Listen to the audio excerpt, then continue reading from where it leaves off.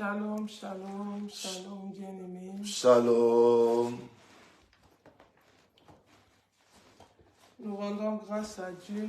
Oui, nous rendons grâce à Dieu. Moi aussi, je rends grâce à Dieu.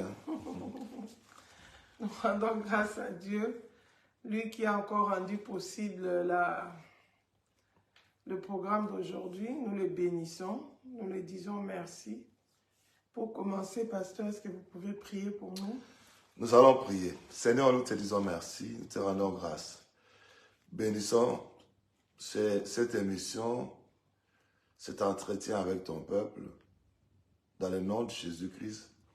Nous prions que le Saint-Esprit glorifie Jésus-Christ par nos lèvres et que le Saint-Esprit nous amène à connaître ta volonté et également à faire ta volonté.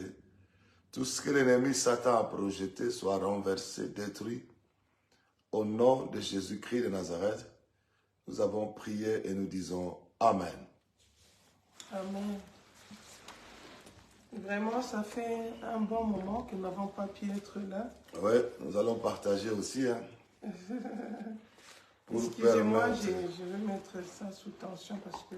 Pour permettre à tout le monde de nous suivre, nous pouvons déjà partager. Nous allons continuer nos émissions qui parlent du mariage et tout ce qui va avec. Et nous avons eu presque 2 semaines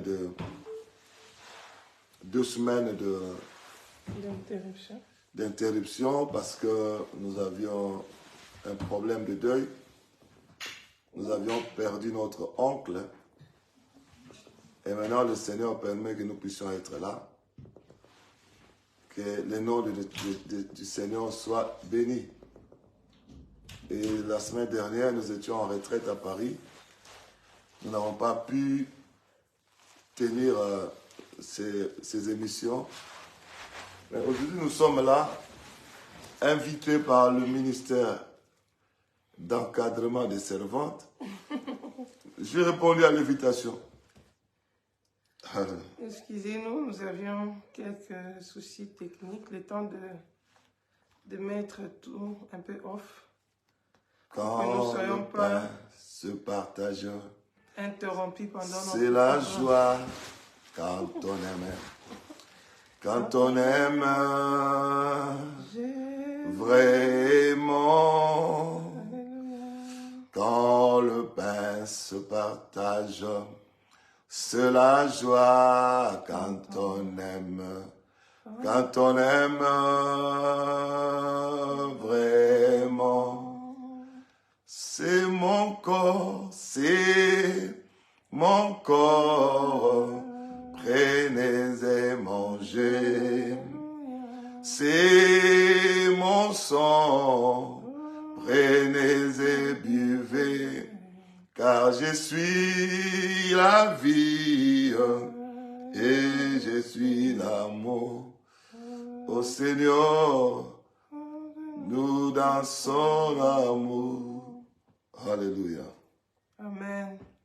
Voilà, nous rendons grâce à Dieu comme j'avais commencé entre-temps de le dire. Nous bénissons le Seigneur pour l'opportunité qu'il nous accorde d'être encore là aujourd'hui. Il faudra le faire chez toi. Je laisse un peu ça du côté. Que Dieu soit béni.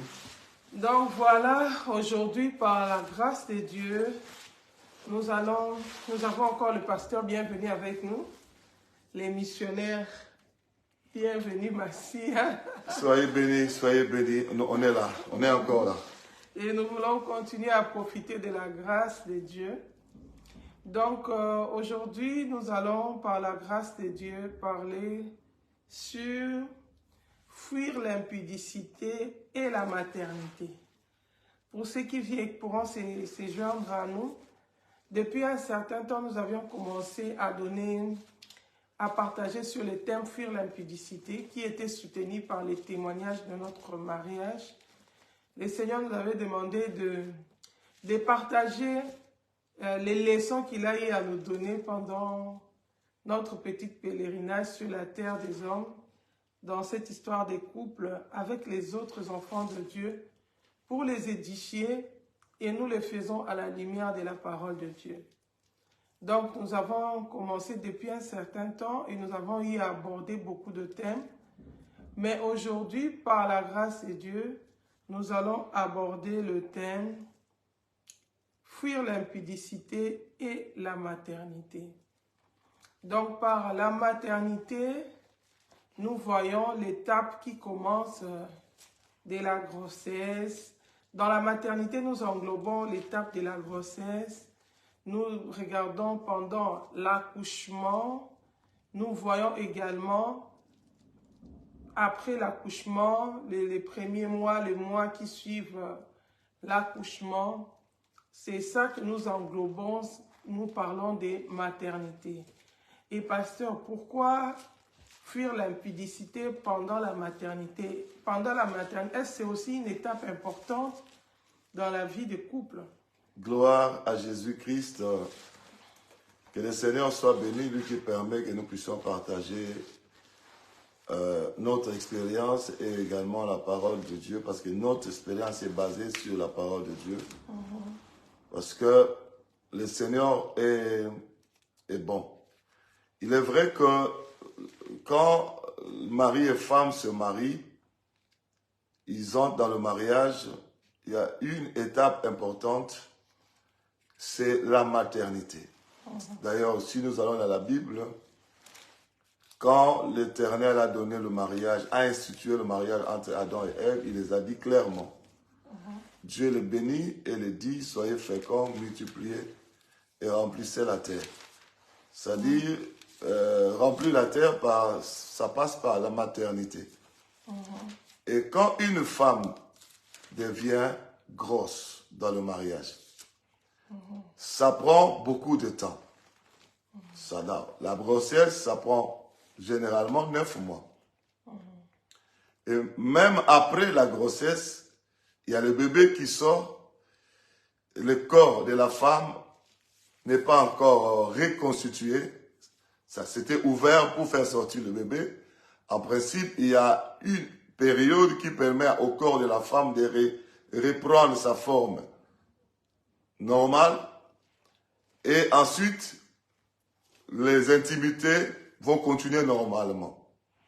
Et pendant ces 9 mois-là de grossesse et les périodes qui précèdent comment on appelle ça, la maternité, il y a beaucoup de couples qui tombent dans l'impudicité.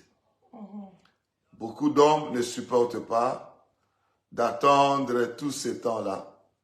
Beaucoup de femmes aussi ne supportent pas de vivre l'intimité avec leur mari pendant qu'ils sont dans la grossesse. C'est-à-dire qu'il y a un peu à boire et à manger là-dedans.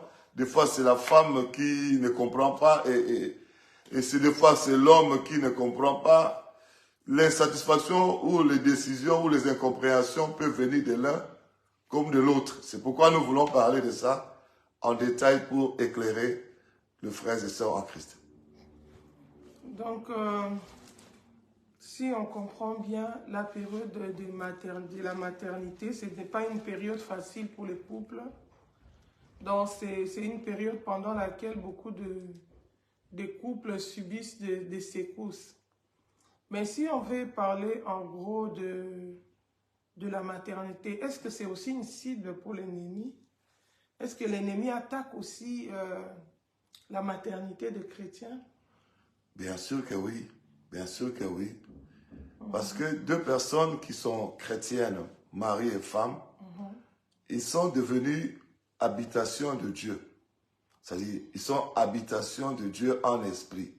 Dieu habite dans l'homme et dans la femme chrétienne et ils se mettent ensemble. Et de tels couples sanctifiés par le Seigneur qui se mettent ensemble dans le mariage, ce sont des couples cibles de l'ennemi. L'ennemi n'aime pas que les enfants soient nés dans de telles conditions. Mari et femme, chrétienne, et encore mariés, bénis. Et ce sont des couples qui font des enfants puissants sur la terre. Ce sont des couples qui font des enfants qui dérangent l'ennemi. Comme mari et femme sont chrétiens, mariés légalement, ils font des enfants puissants. Nous voyons toujours les enfants naître, mais le diable, avec ses démons, il voit que ces enfants-là, ils ont le sceau de Dieu. Ce sont généralement les enfants très puissants qui serviront demain l'Éternel et qui détruiront demain les œuvres de l'ennemi sur la terre. C'est pourquoi, vous voyez, le diable attaque souvent la maternité des véritables enfants de Dieu, du mariage de véritables enfants de Dieu. Et non seulement ça, parce que quand la Bible dit « soyez féconds », Dieu les bénit, et Dieu leur dit « soyez féconds, remplissez, multipliez ». C'est-à-dire, c'est un couple qui remplit les conditions voulues par Dieu pour remplir la terre. Ils sont d'abord bénis, et ils ont commencé à remplir la terre des espèces, des enfants sanctifiés. Parce qu'ils sont nés de père et mère chrétiens, sanctifiés. Les enfants là qui naissent sont sanctifiés. Cette espèce de personnes qui naissent comme ça, le diable n'aime pas. Le diable aime que les gens puissent naître. On a engrossé une sœur, elle a enfanté un enfant est né dans l'impudicité, un enfant est né dans le viol, un enfant est né dans l'inceste, un enfant est né dans des conditions sataniques.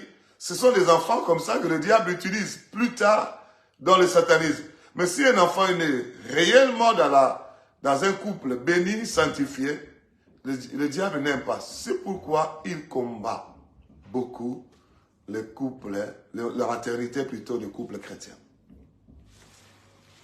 Et est-ce que nous pouvons avoir des bases bibliques qui nous montrent clairement que l'ennemi combat déjà les couples en général et en deuxième lieu la maternité de chrétiens? Mais quand nous allons seulement chez Adam et Ève, Adam et Ève, c'était un couple.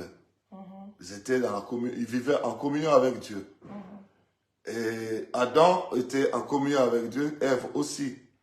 Mais le tout premier couple qui vivait en paix avec Dieu, en communion avec Dieu, et il était combattu parce que le diable ne voulait, parce qu'il a entendu quand on les a dit, vous serez féconds, vous... Mais il les a attaqués pour qu'ils ne soient plus dans la sanctification. Les deux couples étaient séparés de Dieu. Les couples plutôt, les deux partenaires étaient séparés de Dieu, ils ont péché. Et quand ils ont fait leur premier enfant dans le péché, pas dans la sanctification, ils étaient séparés. Quel enfant ils ont fait? C'était Caïn. Caïn déjà, qui est le premier meurtrier dans le monde. Les enfants n'étaient plus nés dans la sainteté, ils n'étaient plus nés dans la bénédiction, parce que les parents séparés de Dieu, ils ont fait un enfant. On l'appelle Caïn. Il s'est avéré que plus tard, c'est lui qui a le premier meurtrier. Il a tué son frère. C'est-à-dire, c'est pareil comme le diable ne voudra jamais que vous couple, vous puissiez enfanter. Vous pouvez voir deux personnes qui sont chrétiens, mais dans la période de leur fiançailles déjà, ils commettent le péché. Et quand ils commettent le péché, qu'est-ce qui se passe? La sœur qui était chrétienne, sanctifiée, tombe dans l'impudicité, ils trouvent la grossesse dans l'impudicité. À ce moment-là, vous enfantez Caïn aussi. Cet enfant-là sera réclamé par l'ennemi Satan. C'est pourquoi le diable, quand on dit le diable combat la maternité, c'est dans le tel cas. Vous êtes vraiment sanctifié, vous êtes vraiment dans le Seigneur. Mais pendant vos fiançailles, vous tombez dans l'impudicité de la grossesse entre. Et généralement, nous avions dit ça dans les émissions précédentes. Beaucoup de gens, qu'est-ce qu'ils font? Ils courent vite chez le pasteur, nous voulons nous marier. Et quand ils tombent, on le marie comme ça avec la grossesse, et ils ne savent pas que c'est Satan qui les a inspirés pour avoir cet enfant-là. Les autres enfants qui seront nés dans le foyer, bénis, mais l'enfant là qui était conçu dans l'impudicité, sera toujours réclamé par l'ennemi. Et Satan veut que nous, même chrétiens, nous puissions faire des enfants comme ça. Et pour que ça ne soit pas dans la sanctification, c'est dans l'impudicité. Et un tel enfant, nous avions dit dans les émissions précédentes, conçu dans l'impudicité, né dans l'impudicité, un tel enfant, conçu dans le péché, sera toujours réclamé par l'esprit de l'impudicité. Même s'il grandit dans ta maison, tu vas voir cet enfant-là très impudique. C'est un petit enfant, un garçon qui commence à faire l'impudicité avec les autres petits. fille. Quand il grandit, mais si vous n'allez pas dans la repentance, si vous n'allez pas dans la délivrance pour cet enfant-là, vous risquez de voir l'enfant développer une impudicité hors du commun. Ça, c'est le premier exemple. Il y en a plein dans la Bible où des couples chrétiens, des couples étaient combattus par rapport à leur maternité. Oui. Je ne sais pas si la servante de Dieu a d'autres exemples à donner par rapport à ça aussi. Déjà, si nous regardons dans Exode chapitre 1, nous avons vu comment Hérode avait cherché à tuer, avait tué le roi d'Égypte. Exode chapitre 1. Quand on voulait tuer les enfants et que voilà. Dieu a épargné Moïse, c'est ça. Au chapitre 1, verset 15, la Bible dit, le roi d'Égypte parla aussi aux sages-femmes des Hébreux, nommées l'une Shipra et l'autre Poua. Il leur dit, quand vous accoucherez les femmes des Hébreux et que vous les verrez sur le siège, si c'est un garçon, faites-le mourir. Si c'est une fille, laissez-la vivre. Nous voyons déjà que, nous comprenons par là déjà que quand les enfants de Dieu se multiplient, c'est un danger pour le monde des ténèbres. Les diables ne supportent pas que les enfants de Dieu puissent se multiplier, qu'ils puissent devenir une armée au service de l'Éternel. Donc, en général, le couple de chrétiens, c'est déjà un cible de l'ennemi. Exactement. Et mais maintenant, pourquoi le diable, quand il a échoué dans les cérémonies de mariage, finalement, vous vous êtes mariés, d'abord, nous avons vu comment il fait tout pour condamner le mariage déjà à l'origine, comment il fait tout pour piéger, d'abord pour que tu fasses un mauvais choix, et non seulement ça, et après il vient même piéger dans les cérémonies du mariage, mais finalement il a tout fait, il a échoué, et nous avons persévéré, nous sommes entrés dans le mariage. Donc nous pouvons comprendre que le diable ne s'avoue pas vaincu pour autant. Il va maintenant, la Bible dit quand Satan était venu tenter Jésus pendant 3 fois, il n'a pas échoué. La Bible dit qu'il s'est retiré pour attendre un moment favorable. Oui. Donc la maternité, c'est aussi un moment favorable pour l'ennemi, pour attaquer la femme et l'homme. Exactement. Pour attaquer les couples. Et pendant cette étape-là, nous chrétiens, nous sommes toujours appelés à marcher selon la parole de Dieu. Oui. À marcher selon l'esprit et à ne pas accomplir des désirs de la chair. Est-ce que nous pouvons un peu comprendre comment le diable attaque, premièrement, l'homme, en deuxième lieu, la femme, pendant cette période de maternité, pour les amener à tomber dans l'impudicité, pasteur? Gloire à Jésus-Christ. L'homme est beaucoup attaqué parce que, premièrement, lorsque dans un couple, la femme devient enceinte, c'est une période, le début de la grossesse, surtout si c'est la toute première fois qu'une femme soit grosse. Elle était célibataire, elle n'a pas fait d'enfant. Même si une femme qui a déjà enfanté, chaque fois que la grossesse commence, c'est comme un corps étranger qui vient dans le corps de la femme.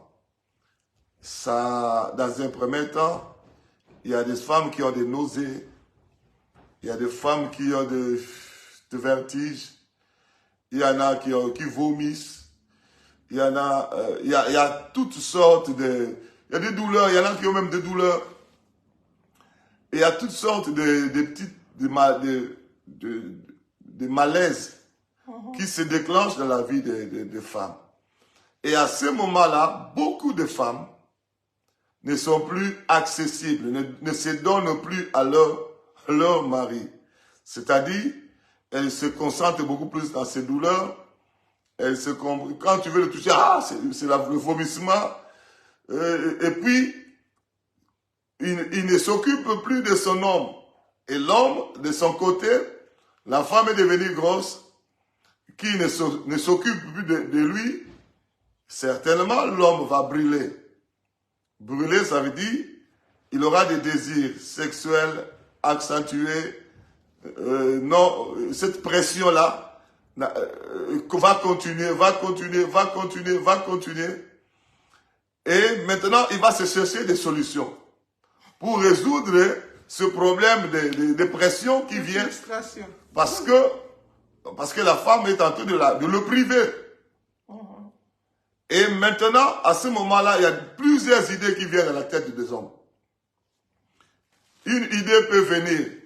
L'homme dit, ah non, il faut que j'aille chercher Antoinette, mon ex, pour chercher de me satisfaire mes désirs, parce que cette femme-là n'est plus disponible. Elle est dans ce vomissement. Il y a des hommes comme ça qui... Moi, je ne dis pas que nous devons faire ça. Je dis ce que le diable propose à l'homme. Tu ne vois pas, tu peux aller vers ton ex là. Elle a toujours attendu. Elle t'a toujours fait savoir qu'elle t'aimait. Tu peux pas. Le diable va commencer à dire à l'homme, si ce n'est pas un homme affermi et fort, il peut commencer à mentir. Non, je vais faire des achats à Bruxelles ou à Paris. Et il va voir ailleurs. Ça, c'est le premier cas. Et les autres, le diable peut proposer à l'homme la masturbation, se satisfaire lui-même. Il y a des hommes qui se masturbent. La femme n'est plus disponible, il continue à vomir. Matin, midi, soir, tu le touches, elle vomit. Il ne veut pas toucher, sinon elle va encore vomir. Alors, vomir, allez me satisfaire moi-même. Ça, tout ça, c'est le diable qui va inspirer à l'homme. Et à ce moment-là, ça crée des problèmes. L'adultère, c'est un démon qui va venir. Vous invitez ces démons-là dans votre foyer. La masturbation, pareil. Le démon, quand quelqu'un se masturbe, en réalité, il est en train de s'accoupler avec un esprit qu'il ne voit pas. Et lui, il se voit seul, mais il invite un esprit qui est là, qui s'accouple. Et automatiquement, quand vous êtes dans ces pratiques-là, masturbation, sachez que vous êtes en mariage avec cet esprit-là qui viendra comme mari, femme de nuit la nuit. Et au moment où la femme va finir avec ses vomissements, vous reprenez le mariage. Sachez que toi, tu avais déjà ramassé ces démons. Et quand tu vas venir chez la femme, vous amenez toutes ces cacophonies, tous ces esprits, alors vous hypothéquez votre avenir, votre bonheur dans le couple. Pour l'instant, je pense que je peux donner les deux là. Si il y a d'autres questions, je peux rajouter d'autres. Mais en principe, moi je pose aussi la question, si la femme a des vomissements, si la femme a des douleurs, qu'est-ce qu'elle doit faire? Aujourd'hui, moi, je suis aussi venu pour poser la question. Hein. Qu'est-ce que la femme doit faire? Est-ce qu'elle doit priver son mari? Qu'est-ce qu'elle doit faire? Servant de Dieu. Voilà, aujourd'hui, nous allons aller en parallèle parce que il y a des choses que moi, je maîtrise plus en tant que femme. Il y a des choses que papa maîtrise plus en tant qu'homme. Nous voulons voir les choses en tant que femme, dans l'angle de la femme, comment elle vit la grossesse, la maternité. Et dans l'angle de l'homme, comment il vit aussi la maternité, la grossesse, tout ça. Mais nous allons tout voir à la lumière de la parole de Dieu. N'oublions pas qu'ici, nous sommes des chrétiens, nous sommes des enfants de Dieu nés de nouveau. Nous aimons le Seigneur, nous nous préparons pour le retour de Christ. Donc, en tant que femme, si je peux déjà parler en tant que femme, la grossesse, je peux diviser ça en 3 étapes. La première étape, la grossesse dure 9 mois, mais la première étape, c'est le premier trimestre. Trimestre, ça veut dire 3 mois. Le premier 3 mois, c'est le moment le difficile. Pourquoi? En son sens, parce que les corps étrangers s'installent dans le corps de la femme. Il y aura des réactions, il y aura des hormones. C'est ce qui fait que certaines femmes, ce n'est pas toutes les femmes, ce n'est pas le même symptôme chez tout, mais la majorité de femmes, certaines femmes, elle peut faire de vomissements, elle peut avoir du mal à manger, tout ce qu'elle mange, ça sort, son corps n'accepte pas ça. Et quand on mange mal, on vomit beaucoup, on devient aussi faible, ce qui fait qu'on a moins d'énergie pour prendre soin de soi-même et pour prendre soin des autres. Et ça peut s'accompagner par des douleurs atroces, des bas-ventres, des douleurs de dos, de tout ça. Nous savons que le Seigneur avait dit à la femme que c'est avec douleur qu'elle va enfanter. Mais n'oublions pas qu'il y a aussi un ennemi qui est derrière ça, qui rôde toujours pour augmenter, pour mettre un autre fardeau que le Seigneur n'a pas mis. C'est pourquoi nous, si nous regardons dans la Bible l'exemple de Rebecca, la maman de la femme d'Isaac, la Bible dit qu'elle était stérile, son mari avait prié pour qu'elle devienne enceinte. Et quand elle a eu la grossesse, elle a remarqué que l'agitation autour de la grossesse était au-dessus de la normale. Était au-dessus de la normale, elle n'avait pas de paix. Pourtant, la Bible dit que la bénédiction du Seigneur enrichit. Et elle ne se fait suivre d'aucun chagrin. Les enfants, c'est une bénédiction. Hein, la grossesse, elle peut s'accompagner de malaise, de problèmes de maladie, comment dire, de soucis de santé et tout ça. Mais dans la pensée de Dieu au départ, quand il avait dit que nous puissions être féconds, c'était une bénédiction. Il les bénit et les dit, soyez féconds. Oui. Mais à cause du péché, le diable aussi vient s'infiltrer pour compliquer les grossesses. Ce qui se fait que pendant cette période, la femme devient un peu fragile, elle devient un peu plus faible. Et si on ne fait pas attention, ça va aussi affecter la vie des prières. Puisqu'on n'a plus la force de prier, même quand on a envie, on manque l'énergie pour parler. Et le diable en profite pour t'affaiblir davantage, pour détruire le feu de l'esprit en toi, pour détruire la vie des prières, la vie de la lecture de la parole de Dieu. Et nous savons tous, la Bible dit, marchez selon l'esprit et vous n'accomplirez pas les désirs de la chair. Mais quand l'esprit affaiblit, parce qu'on est pris plus souvent, parce qu'on ne lit plus suffisamment la parole de Dieu, et c'est à ces moments-là que la chair aussi commence à prendre le dessus. Et comment le diable en profite? Vous allez voir certaines femmes, à cause de la grossesse, elle va te dire, non, ma grossesse me pousse à prendre de l'alcool. Oui. Il y a des femmes qui prennent de l'alcool parce que sous prétexte qu'elles sont enceintes. Mais moi, en tant qu'enfant de Dieu, je sais que je dois marcher selon l'esprit et non selon la chair. Si ma chair me pousse à prendre de l'alcool, je comprends déjà qu'il y a l'infiltration de l'ennemi dedans. Je dois prendre autorité sur cet esprit-là, je ne peux pas m'abandonner à ça. Il y a d'autres qui deviennent nerveuses. Elle n'a plus de patience, elles vont s'énerver facilement. Pendant la grossesse? Oui, dans la grossesse. Mais il y en a qui disent que sa grossesse n'aime pas son mari. Cette grossesse-là n'aime pas son conjoint. Ça aussi, par exemple.